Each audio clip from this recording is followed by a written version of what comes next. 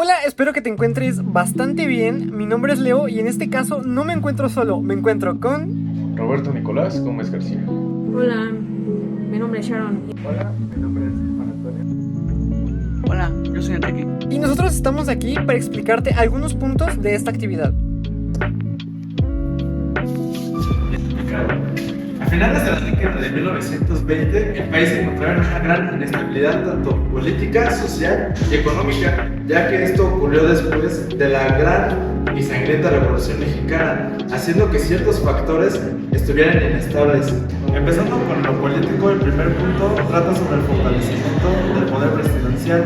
Esto se creó para fortalecer y hacer más efectivo el gobierno para cualquier tipo de desafío que se presentara en el país. El otro punto político fue la creación del Partido Nacional Revolucionario, o mejor conocido como el PNR. Esto hizo que se unieran las diferentes corrientes revolucionarias que existieron con un propósito. El propósito era tenerlas a todas bajo un mismo proyecto político para terminar las divisiones políticas que debilitaban al país. En lo social tenemos, por ejemplo, en un punto, la iniciación de reformas agrarias. Esto se hizo que se iniciaron para redistribuir o distribuir a los campesinos que no tenían tierras para mejorar sus condiciones de vida. Otro punto de lo social que fue también muy importante fue la infraestructura urbana, ya que el gobierno promovió las construcciones urbanas, tales como agua potable, alcantarillado, mercado, todo eso para mejorar el estado de vida de los ciudadanos después de todos los acontecimientos ocurridos durante el periodo de 1910 a 1920. En el tercer punto tenemos la economía. Aquí el punto importante fue la creación de la Comisión Federal de la Electricidad, o mejor conocida como la CFE. Esta se creó con el propósito de atender la creciente demanda de electricidad en el país, ya que las compañías extranjeras no parecían estar interesadas en este tipo de asuntos.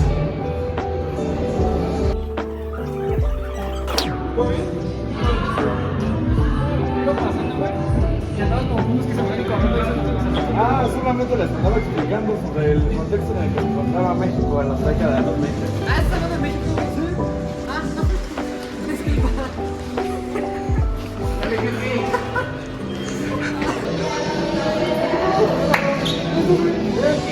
Oye, ¿qué pedo? Estaba pasando este pedo y estabas aquí en el salón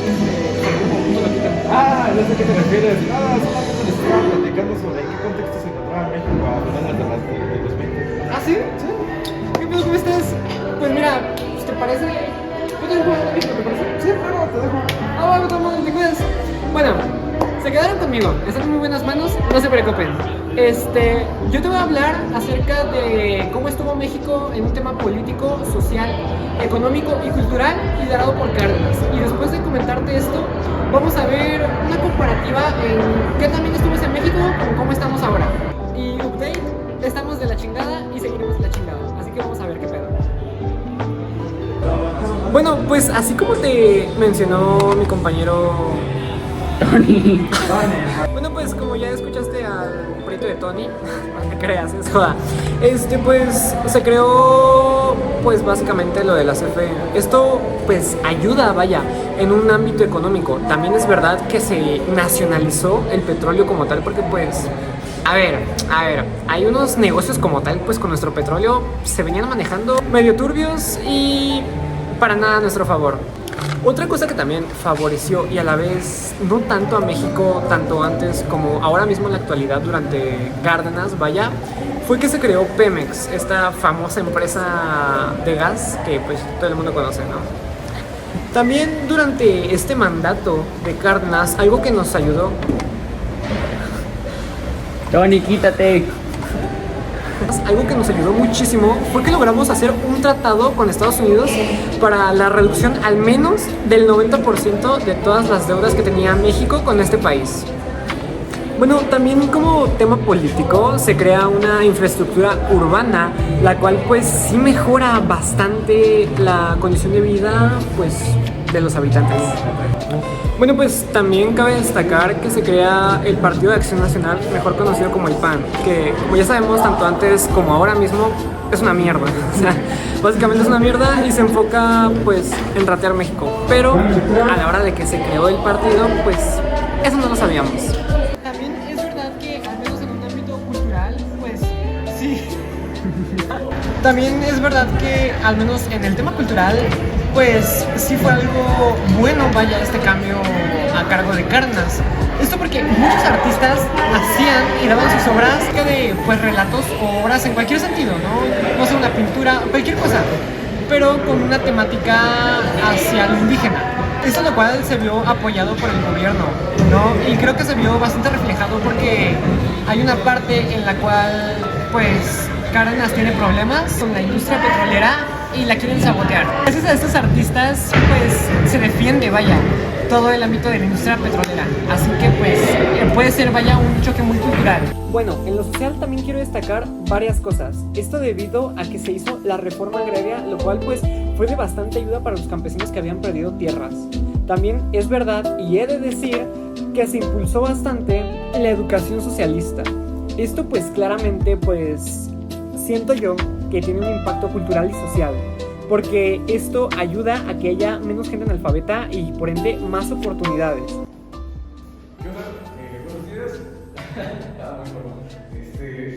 Hoy les voy a presentar lo que es sobre las características que involucran la etapa de los 50 hasta los 70. Aunque en palabras resumidas, esto es una gráfica tipo así. Primero, el baje, después se eleva la economía, la sociedad, todo esto. Después una declinación casi total y después digamos que empieza a surgir otra vez lo bueno, ¿no?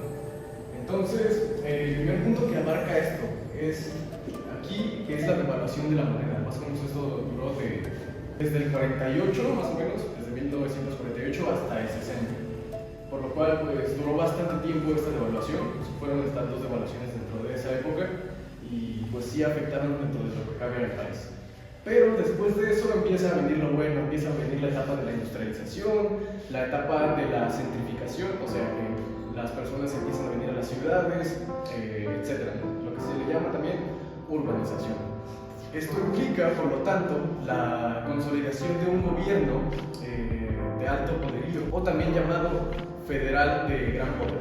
Dentro de esta etapa de la industrialización, en sí se basaba en priorizar como tal lo que son las fábricas, las empresas, industrias, etcétera, de materias primas, entre otras cosas. Dentro de estas se tenía en cuenta mucho lo que era la centralización. ¿Por qué?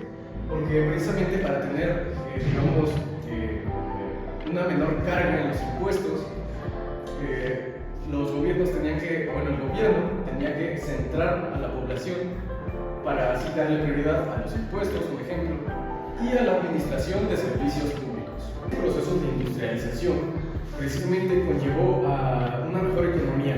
¿Por qué? Porque los salarios aumentaban, aparte los empresarios tenían más ganancias, había más impuestos para la hacienda pública. Pero dentro de todo lo bueno tiene que haber algo malo, ¿no? En este caso vendría siendo que todavía había algunas inconformidades de parte de la clase obrera y la clase trabajadora, ¿no? ¿Qué eran este tipo de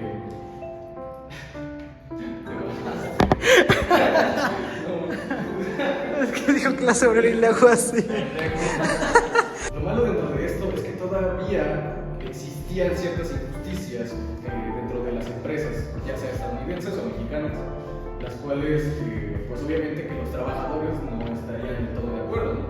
¿Cómo se arregló esto? ¿Cómo se arregló esta inconformidad?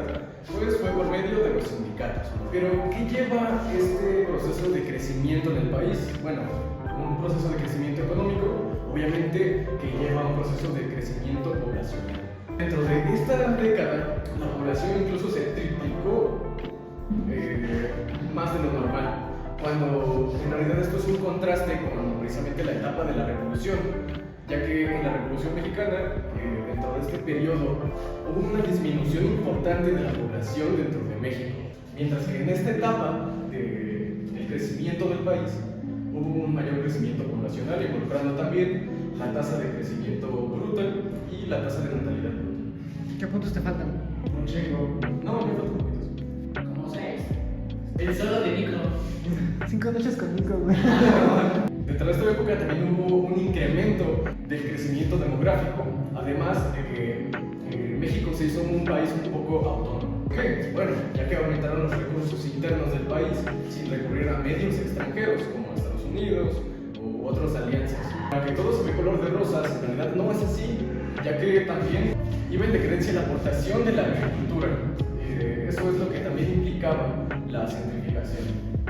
Porque estoy aquí, todos mis recursos están aquí y toda mi atención está aquí. Pero ¿qué pasa con el periférico? Bueno, pues simplemente lo descuido. Y eso involucra también una decadencia en las áreas, ya sea al límite del país. También dentro de esta época, los 60 por ahí más o menos, hubo un aumento claro de lo que es los movimientos literarios. Dentro de esto se involucraba Juan Rulfo, Carlos Fuentes, entre otros muchos autores, los cuales se basaron en esta época post-revolucionaria para hacer sus obras literarias. Por lo cual, dentro de este periodo de la historia en México, se nota un crecimiento muy importante en cuanto a la economía, la infraestructura, entre otros aspectos, los cuales nos beneficiaron hoy en día. Pero a partir de los 70s es cuando todo se va al carajo y ahí es cuando comienza otra etapa. Bueno, pues rápidamente yo te voy a comentar el punto 5, en términos de desajustes. Bueno, pues la lectura nos comenta que en 1976 hubo un gran desajuste. Esto debido a que el dólar, en ese entonces un dólar costaba 12.50 pesos mexicanos. El problema viene cuando en 1954 deja de ser así y un solo dólar pasa a costar 20 pesos, haciendo un incremento de 160 veces su valor a como lo venían manejando. Para 1976 ya había aproximadamente una pérdida de 1000 veces el valor del peso mexicano, lo cual pues sí fue un desajuste bastante grande y grave para la economía de México. Más o menos aproximadamente entre 1958 y 1970, la economía creció y con más estabilidad, dando así algo que se llama desarrollo estabilizador con aumento de salarios reales.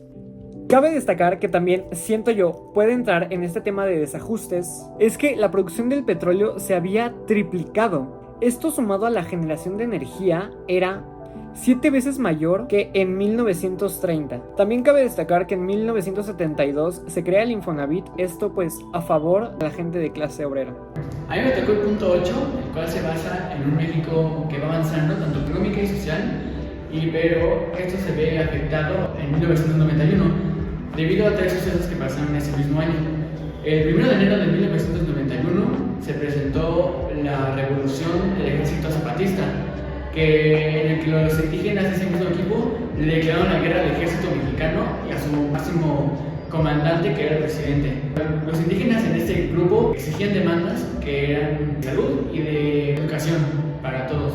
También querían reforzar los derechos indios. Esta guerra, este conflicto duró tan solo 11 días, pero logró bastantes cambios o impactos en el inicio de ese año, de 1991. El segundo suceso durante 1991 fue cuando en marzo de 1991 asesinan al candidato priista a la presidencia, Luis Donaldo Colosio. El grupo gobernante en esa época parecía arrastrar a toda la sociedad hacia el abismo, ya que había muchos conflictos e inseguridad en ese ámbito. Poco después, en septiembre, Ernesto Zedillo gana las elecciones y se queda como presidente. El crimen político se repitió en septiembre de ese mismo año. Asesinan a un alto dirigente del PRI llamado José Francisco Ruiz. Bueno, pues parte de otro punto viene siendo características del país en estos años, aproximadamente esos años de aquí. La verdad no me acuerdo y no te quiero dar una fecha mal. Pero bueno, quiero destacar la creación de la CFE, de Pemex, del IMSS, también la devaluación del peso, y son cosas que pues ya habíamos mencionado antes, entonces no me voy a tener mucho en ellas. Lo que sí es que quiero mencionar que hubo una gran expansión de fábricas. Esto debido pues a la etapa de industrialización que se hubo en el país, dando empleos y haciendo que la gente campesina tenga un salario fijo. También es verdad que se iniciaban proyectos grandes, como por decir lo que conocemos ahora, como el metro de la Ciudad de México. Hola, bueno, a mí me toca el punto 7 que habla de decir el contexto de la década de 1980 y también un poco del contexto político. Ante la crisis del gobierno de López Portillo hubo grandes consecuencias. Una de esas grandes consecuencias fue de que las personas, población mexicana, tuvo grandes consecuencias. Se empezó a desatar en oficinas, en empresas, en hogares, cambios drásticos. Bueno, esta tarea quedó a cargo del nuevo presidente Miguel de la Madrid. Se tuvo relación entre los gobiernos de Estados Unidos y Gran Bretaña con condiciones del Banco Mundial y Fondo Monetario. Bueno, aquí vamos a ver el contexto económico. Bueno, los salarios cayeron y muchas familias se tuvieron que vérselas por sí mismas, dando el punto de que familias, en la cuestión de los varones, tuvieron que emigrar al país de Estados Unidos. Aún así, su inmigración fue ilegal. En otras familias se manifestaron en las calles, plazas y así quedando también autoempleados. Bueno, ¿a qué se debe esta autoempleación? Bueno, ya que la crisis económica tuvo que vérselas por sí mismas estas familias. Y bueno, tuvieron que ser vendedores ambulantes. Y también la Coordinación Nacional de los Trabajadores de la Educación en 1979, inconformes con el liderazgo oficialista y la caída de sus salarios, también se protestaron. Los grupos sociales que ocupaban estas calles y plazas no solamente fueron obreros y también campesinos empobrecidos, sino también fueron empresarios y también clase media urbana. Décadas de 1980 y 1920, el narcotráfico se disparó, lo que ocasionó grandes incrementos de delincuencia, incrementos, lavado de dinero y también uno de los casos más descatables de aquí fue la captura de Rafael Caro Quintero. Otro punto aquí, vemos en la página 30, los acuerdos del general Aranzalis de 1986. Ayudó a la economía mexicana, influido por la prosperidad norteamericana, que la vemos por componentes, insumos y exportaciones. Estos grandes acuerdos se vieron influidos por las empresas automotrices en Aguascalientes, en Sonora, en Chihuahua y en Coahuila. Después de esto, surgió una inflación del 160% en el año de 1987. Después de este año, en 1988, hubo unas elecciones presidenciales. Ahí surgió la corriente democrática encabezada por Cuauhtémoc Cárdenas. Bueno, en estas elecciones vemos a Carlos Salinas de Gortari, que es capitalino y priista, y Manuel Couter, que es panista y sinaloense. El 2 de julio de 1988 hubo una caída del sistema, la cual esa caída se ve relacionada que hubo fraude con Cardenas Salinas de Gortari, ya que esto los otros partidos oposicionistas tuvieron la irritación a que el cargo quedó por Cardenas Salinas de Gortari por la presidencia. ¿De qué manera afectó esto a mi techo de comprensión? Principalmente fue en la manera en la que pude encontrar las respuestas, ¿no? O la información. Principalmente es encontrar los puntos clave. Esto ayuda bastante a la capacidad de síntesis, por lo cual se vuelve un poquito más digerible el texto y pues la información. Con esta actividad, mi techo de comprensión aumentó, ya que era más complejo encontrar la respuesta a la pregunta que quería contestar. La lectura me pareció interesante, pero siento que fue un poco techo de comprensión mejoró, pero en la lectura pude notar que hubo varios saltos de tiempo, ya que si te hablaba de la década de 1980 o 90, te retomaba unos aspectos de 1960. Entonces te revolvía con otros contextos y por eso yo tuve que releer como 2 a 3 veces para entender esta lectura.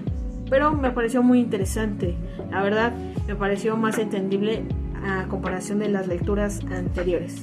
Bueno, gracias por su atención y nos vemos. La lectura me pareció muy bien estructurada, muy interesante, pero sobre todo me ayudó mucho en mi techo de comprensión, ya que expandió mucho mis conocimientos sobre cómo funciona el país y cómo fue formándose de poco en poco, tanto en buenos y malos momentos, decisiones y rachas que pasaron en los ámbitos políticos, sociales y económicos que nos llevaron al México moderno que conocemos hoy en día.